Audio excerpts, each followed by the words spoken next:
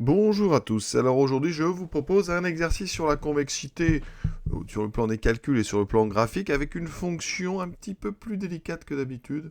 Ici, 4x plus 2 au cube. D'accord? Je vais vous montrer un petit peu comment on dérive ce genre de choses de façon la plus efficace possible. Donc il y a du travail parce qu'on a f' à déterminer, f seconde, et si on veut la convexité, il faudra étudier le signe de f seconde. Le plus dur, évidemment, ça va être de dériver, et de dériver sans développer. Pour regarder, vous voyez, ici, cette dérivée seconde, elle est déjà factorisée, donc pour étudier son signe, ça va être assez simple, en tout cas pour un élève de terminale. Donc, comment est-ce qu'on dérive ces fonctions quand il y a ici des 4x plus 2 au cube, d'accord? Et après, en question 5, on va un petit peu regarder l'aspect graphique de toutes ces choses-là avec les courbes de f seconde. Donc on est parti, première question, comment on dérive cette chose-là? Vous avez remarqué que f de x, ça va être dérivable parce que c'est le produit d'un polynôme et d'un exponentiel de x. Donc aucun problème de dérivation, le problème n'est pas là. F de x, c'est donc 4x plus 2 au cube exponentiel 2x. Comment dériver 4x plus 2 au cube? D'accord? Donc ici, on va le rédiger quand même un petit peu avec u et v, donc u fois v. U de x, c'est 4x plus 2 au cube. V de x, c'est exponentielle 2x. Alors vous n'avez aucun souci, vous avez bien compris que je vais utiliser la dérivée d'un produit. Donc il me faudra u' et v'. Cette formule, je la rappelle toujours, mais tout le monde la connaît normalement, sinon c'est un petit peu inquiétant à ce niveau-là.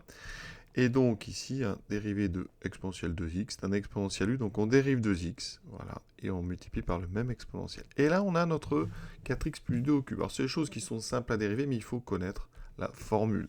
Et cette formule, c'est la dérivée de u puissance n. U puissance n, la formule, je vous la donne, c'est n u' un moins 1. Alors, si on devait démontrer ça, c'est une composée. Il y a une formule dans le cours qui permet de dériver n'importe quel composé f rang u.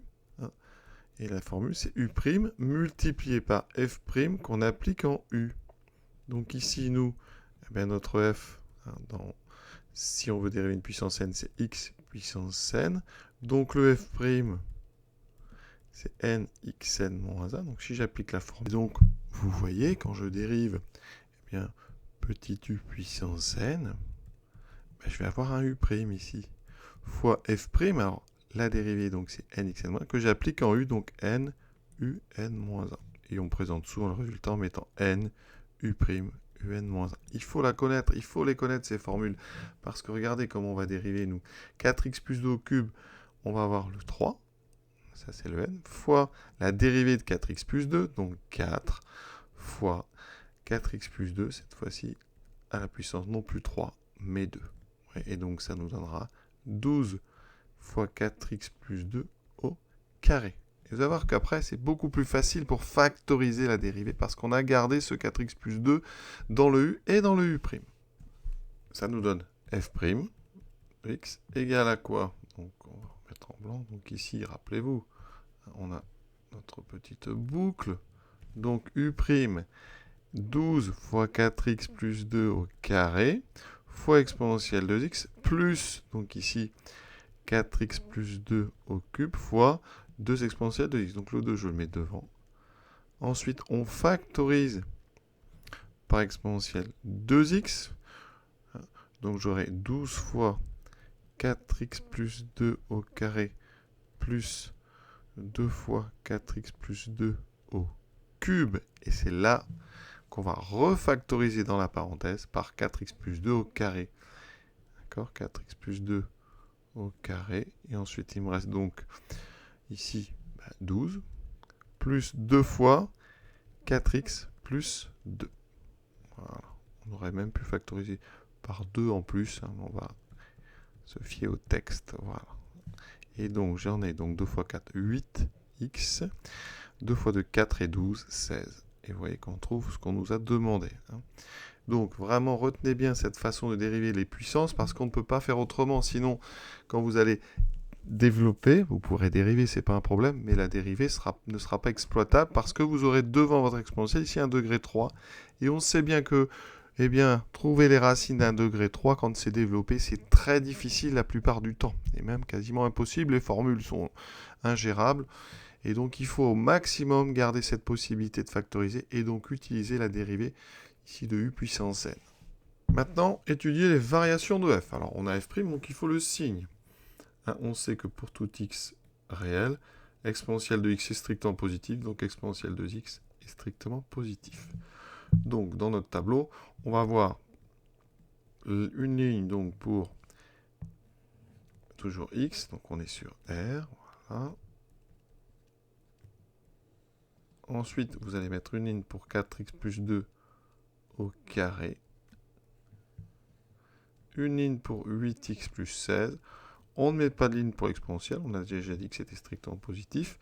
Et donc le signe de f', il sera ici. Voilà. Et dessous, eh bien, on aura les variations de f de x en fonction de x. Variation de f, voilà. Alors, il y a des choses à dire. Bon, 8x plus 16, ça c'est très simple, c'est une fonction affine. X égale donc, que ça s'annule en 16 sur 8, donc moins 16 sur 8, moins 2. D'accord, et c'est croissant. Ensuite, 4x plus 2 au carré. Alors là, il y a quand même des choses à dire. Oui, c'est un carré. C'est positif, on est d'accord. Mais, vous voyez, c'est positif ou nul. Donc, quand est-ce que ça s'annule? Eh bien, ça s'annule quand 4x plus 2 égale à 0. Et donc, x égale moins 2 sur 4, donc moins 1 demi. Donc ça va être important. Donc dans le tableau, on a moins 2, moins 1 demi, et on a quand même ici 3 colonnes. Alors, 4x plus 2 au carré, ça s'annule en moins 1 demi. C'est un carré, donc par contre, les signes sont toujours des plus. 8x plus 16 s'annule en moins 2. C'est une fonction affine croissante, donc moins plus plus. Ça veut dire qu'f' moins plus plus. D'accord? Alors ici, on a plus 0 plus, ça c'est caractéristique. C'est souvent dans des situations où on a un carré. Voilà. C'est pas toujours exactement lié à ça, mais vraiment, nous, dans nos exercices de terminale, quand on a plus 0 plus, c'est souvent que dans la factorisation, on avait un carré, voilà, ou une puissance paire. Les variations, donc c'est décroissant. Et ici, on va faire une seule flèche. En 0, on a quelque chose de particulier.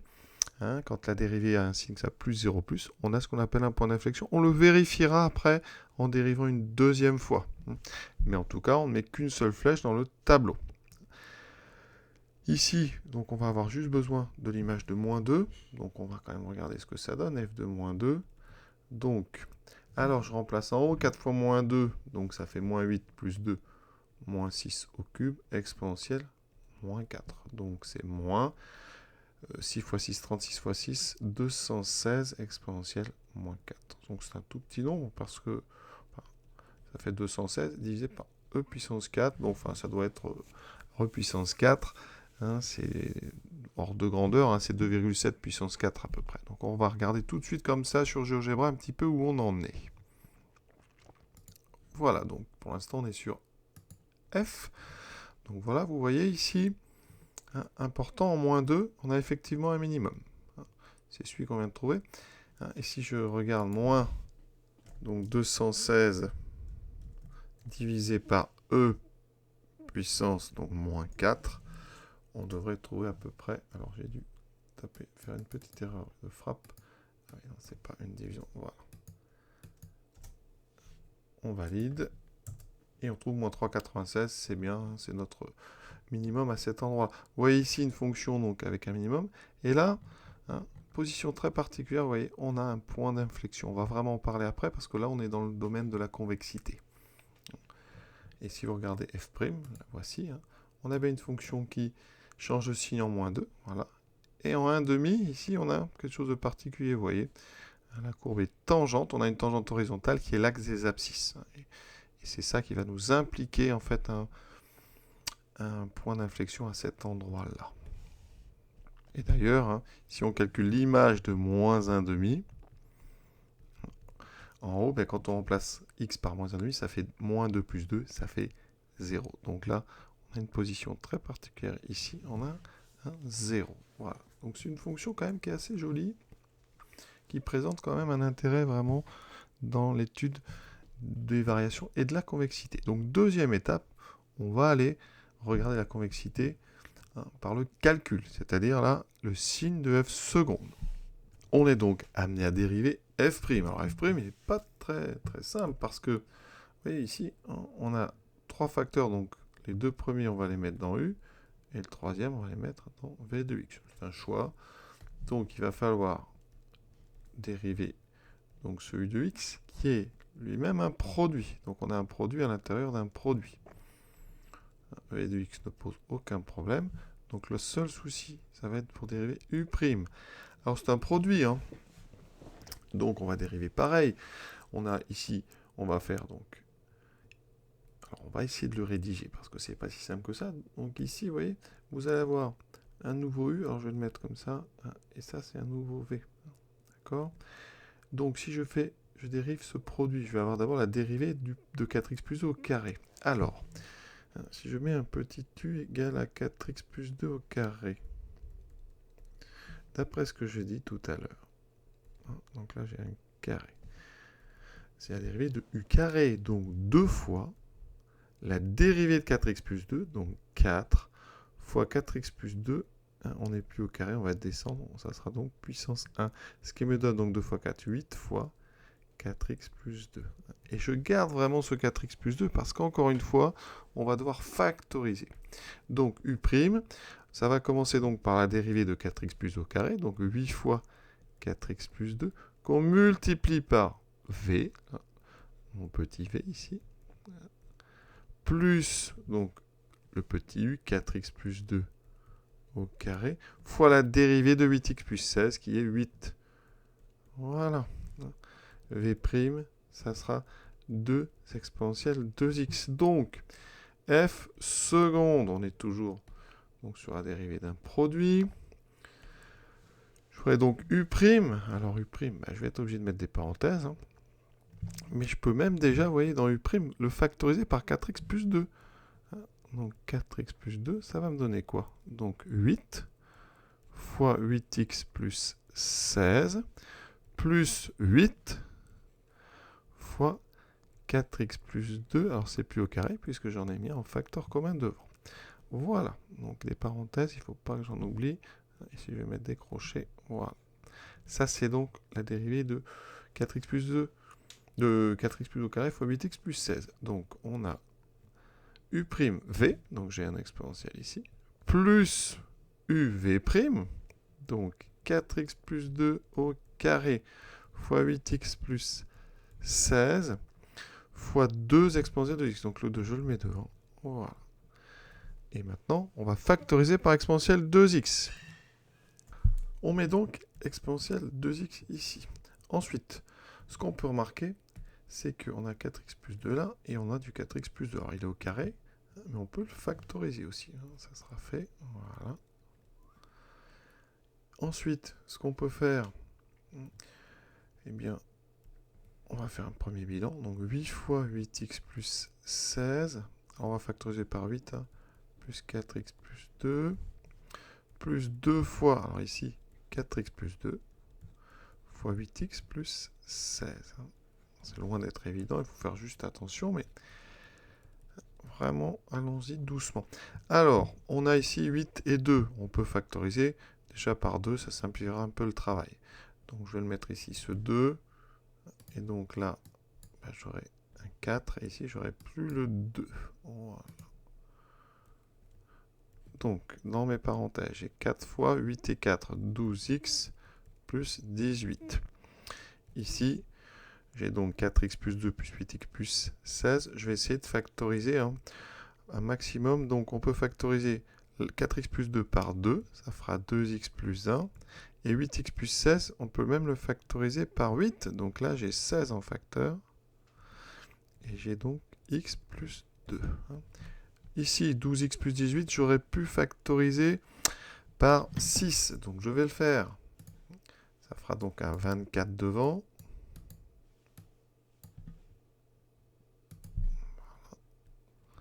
J'avais 12x, donc j'en ai plus que 2, puisque j'ai factorisé par 6, et là 2x plus 3. On y est presque.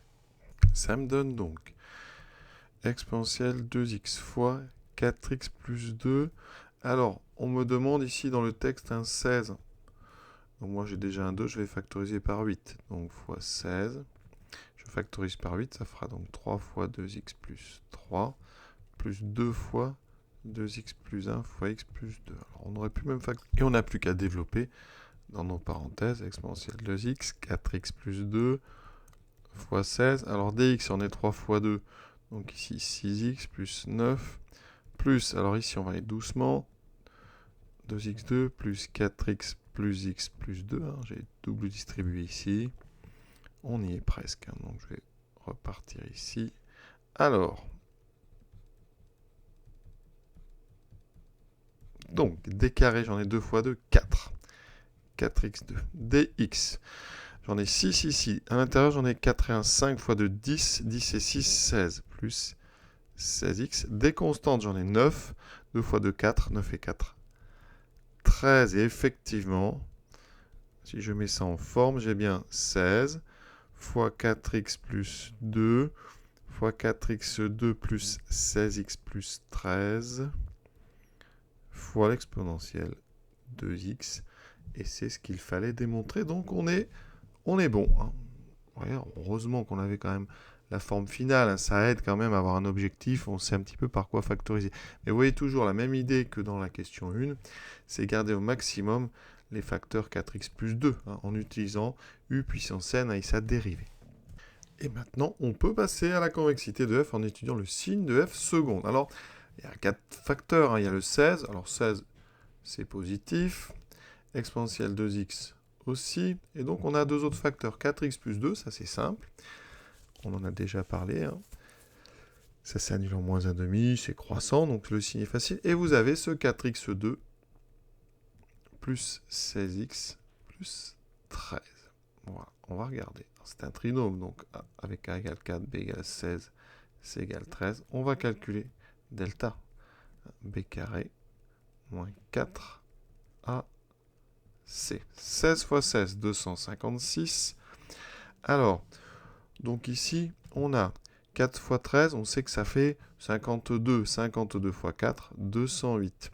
56 moins 8, ça fait 48. Donc on trouve ici un delta égal à 48. Donc on a deux racines. x1 égale moins b, donc moins 16, moins racine de 48 sur 2a, donc sur 8. Alors tout de suite, on va simplifier. 48, c'est 16 fois 3. Donc ça veut dire que racine de 48, c'est donc 4 racines de 3. Donc on va écrire ceci. On simplifie tout par 2. Donc moins 2 racines de 3. On peut même simplifier par 4, encore mieux. Donc ça me fera moins, donc ici par 4, moins racine de 3 sur 2. D'accord ? Donc, ça c'est ma première racine. Hein. x1 et x2, c'est donc moins 4 plus racine de 3 sur 2. Et prenez l'habitude de vérifier à la machine. Alors là, je vais prendre une Texas, parce que sur Casio, vous avez le menu équation qui est très simple. Sur Texas, hein, il faut aller chercher dans Apps, ici, voilà. Et vous avez, c'est le numéro 9. C'est le numéro 8, polynôme, ici, donc mettez 8. Voilà. Racine d'un polynôme, degré 2. Donc ici, on met suivant. Vous entrez les coefficients, donc 4 plus 16 plus 13. Voilà. Vous mettez résol. Vous avez les formules, c'est exactement ce qu'on a trouvé. Alors le x1 et le x2 sont inversés. D'accord ? Et après, vous avez les valeurs approchées, donc elles vont nous servir. Ces deux-là, on va noter. Donc, vraiment, on va être très approché. x1, ça sera donc pour moi moins 2,9 et moins 1,1. Donc, moins 2,9, valeur approchée, et moins 1,1. Ça va nous permettre comme ça de faire un tableau avec les valeurs dans l'ordre. Le signe. Donc, dans le tableau, 16 et exponentielle 2x sont strictement positifs. Donc, j'aurai 4x plus 2 et j'aurai 4x2 plus 16x plus 13. D'accord ? Et Et donc j'aurai le signe ici de f seconde. Alors, mon signe, 4x plus 2, ça s'annule en moins 1,5. C'est le plus à droite. Ici, ensuite, on aura x1, à peu près moins 2,9, et x2. Donc, on a 4 zones. 4x plus 2 s'annule en moins 1,5. On a déjà vu tout à l'heure. C'est affine croissant, donc moins, moins, moins, 0 plus. 4x2 plus 16x plus 13 a des racines, c'est x1, x2. Le coefficient de x2a, c'est 4, positif, donc positif à l'extérieur des racines, donc négatif entre les deux. On a maintenant le signe de f seconde, moins. Donc ici, 0, moins fois moins, plus, moins et plus. Et maintenant, on va pouvoir parler de convexité parce qu'on a le signe de f seconde. On sait que quand f seconde est négatif, donc sur l'intervalle moins l'infini x1, on va fermer, et sur l'intervalle donc x2 moins 1,5, on a f une fonction qui est concave, parce que sa dérivée seconde est négative. Sur x1, x2, et sur moins 1,5 plus l'infini, f est convexe. Tout ça, on va le regarder après sur les courbes. Et on a ici 3 points où la dérivée seconde change de signe, ça annule en changeant de signe, donc on a 3 points d'inflexion. D'abscisse x1, x2 et moins 1,5. Voilà. Et maintenant, on va regarder tout ça sur les courbes. Et on est donc à la question 5, repérer les courbes, f seconde, et indiquer sur le schéma les éléments étudiés dans le texte. Voici les courbes donc de f et f seconde. Il faut trouver lesquelles sont les bonnes. Alors, on sait que f seconde s'annule 3 fois en moins 1,5. Donc là, on repère ici en moins 1,5 un endroit où les deux courbes s'annulent. Et on sait que f seconde s'annule, on l'a dit, en moins 1,1 à peu près et 2,9. Donc ici, on a donc celle-ci. Donc c'est la noire qui est la courbe de f seconde. Il n'y a aucun doute là-dessus. Et puis pour les variations de f, on avait vu, on a un minimum en moins 2. Après, on avait déjà trouvé un point d'inflexion au niveau de moins 1,5. Alors, on va regarder maintenant vraiment en détail alors, la courbe de f. Voilà. Et on va regarder tous ces points importants. Donc, on a dit, alors on va placer déjà x1. Alors, x1, il est facile à trouver parce que c'est là où s'annule. Donc, ici, f seconde. Donc, vous voyez qu'ici, on a x1.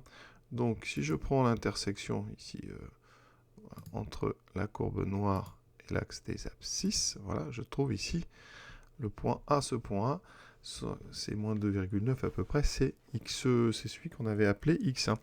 Donc, ça veut dire qu'ici, si je trace la verticale, voilà, à cet endroit exactement, vous avez un point. Alors, je ne vais pas l'appeler B, on va pas mettre forcément son nom.